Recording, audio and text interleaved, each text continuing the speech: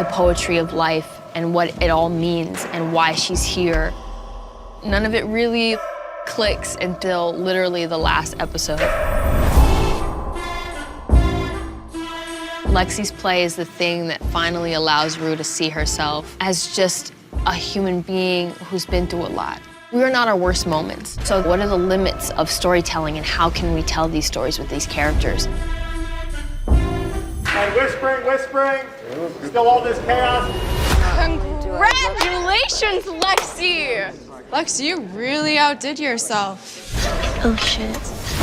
Lexi's so paranoid of hurting people's feelings or saying too much or offending people, and then in the end, I should stop? I'm not the one putting on a play to humiliate and embarrass you. Oh, really? I don't think Lexi's expecting Cassie to have that big of a reaction, but yeah.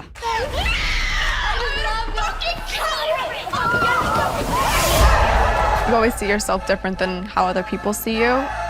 Cassie is already an insecure girl, and so seeing this character portrayed to her just adds another layer to the self-doubt she carries. Cassie and Maddie have their breakup, and Maddie chooses to not get violent.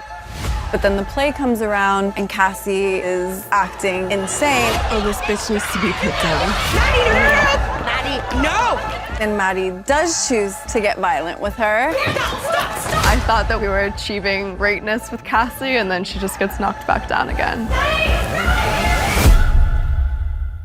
A few days earlier, I stopped by Elliot's. I have a lot of I'm sorries to do, but not a lot of I forgive yous. So, thank you for that. The scene between Elliot and Rue is really heartbreaking because you also realize that these are two people who are going in very different directions in life. And action! Truth or dare? Truth. Do you think we can still be friends? You know you're the one who said we weren't any good for each other. Can I tell you something? Yeah, sure, go ahead.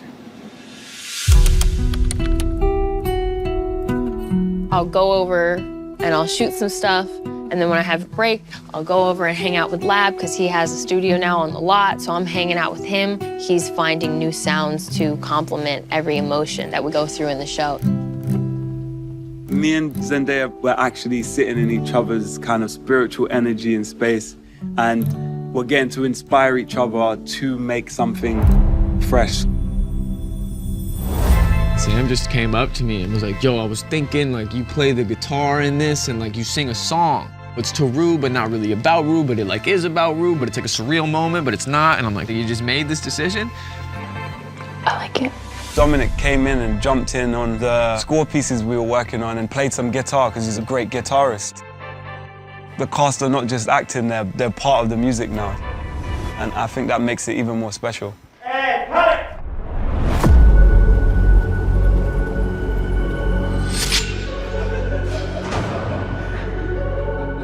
Cal's unraveling at the seams.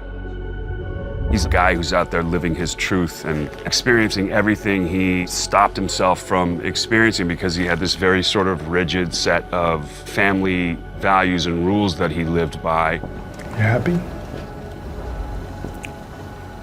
I'm figuring it out. And I think Cal at that point just kind of says, fuck it. I'm gonna be me. You don't get to ruin our lives and just move on. In that moment, Nate has exhausted all of his options, and he doesn't have an answer to why he feels the way he feels. For the longest time, I had this recurring nightmare just over and over.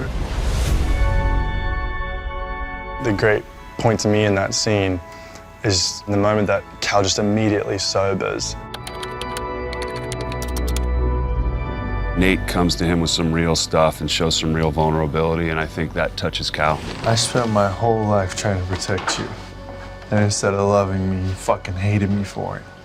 I'm not proud of the person I've been. I don't think you're ever gonna change. Nate. Don't do this.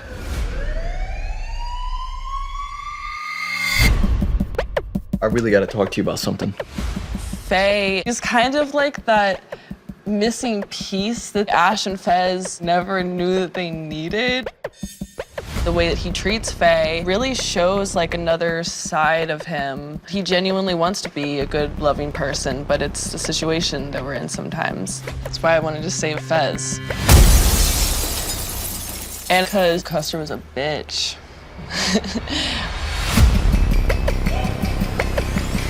Ash, no! Life deals you the hand you have to play, and sometimes good people are forced to do bad things. Fezco has a strong sense of his morals, and he feels responsible to take care of Ashtray, you know, as his little brother. Sorry, bro, but we had to make it look like you ain't do this. When Fezco hits Ashtray, he's just trying to protect the kid, where he takes the fall for everything to give his little brother that chance at life that he didn't really have. Listen to me. I did this shit. Not you.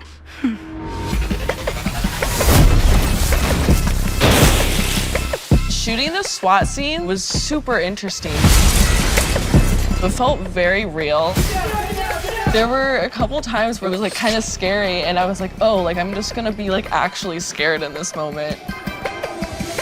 There's an enormous amount of precautions that go into it. Please don't shoot! All of these things to ensure that we're all doing it in a safe way, but that still allow us to do the work. It was hectic. They had the dust falling on our heads. It was crazy. It felt real. At one point, I turned around and they had the guns pointed at me. I'm like, oh, smokes. It was a sad day because we really close. Devon, that's like my little bro in real life. That's my bro, that's fam. Even though he couldn't be here with us tonight, this one's for you.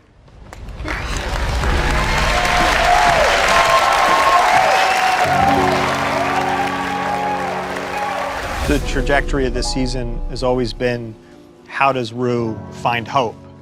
And Lexi's play allowed her to kind of look back at her life without a level of judgment that she normally does when thinking about the past. Much like I think we look at Rue as an audience and we can see the sort of the goodness in her.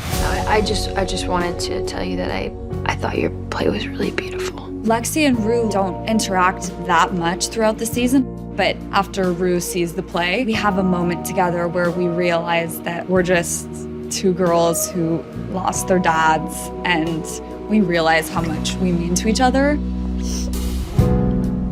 miss you. A deep friendship like that is a necessity in life, and being able to kind of talk about these things is an important part of the human experience. And also the idea that Lexi has taken all of this stuff from her life, whether it's trauma or pain or disappointment, and she's created something beautiful out of it. You've been through a lot and you know what to do with it. I think something that's kept me afloat while playing the character is knowing that she is a version of Sam when he was younger.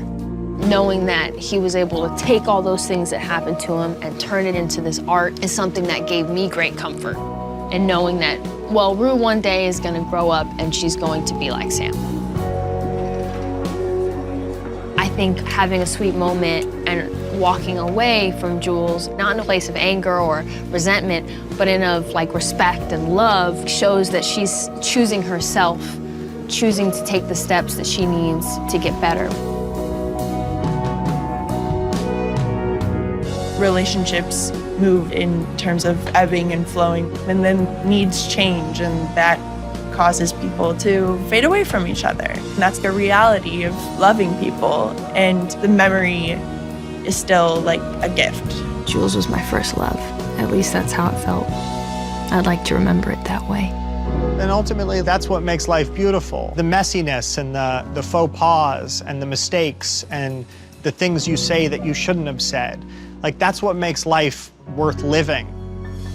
My hope for the audience after episode 8 is that they feel like they've been through it with these characters and that they love them all despite their faults and flaws, and that they're excited about what happens next.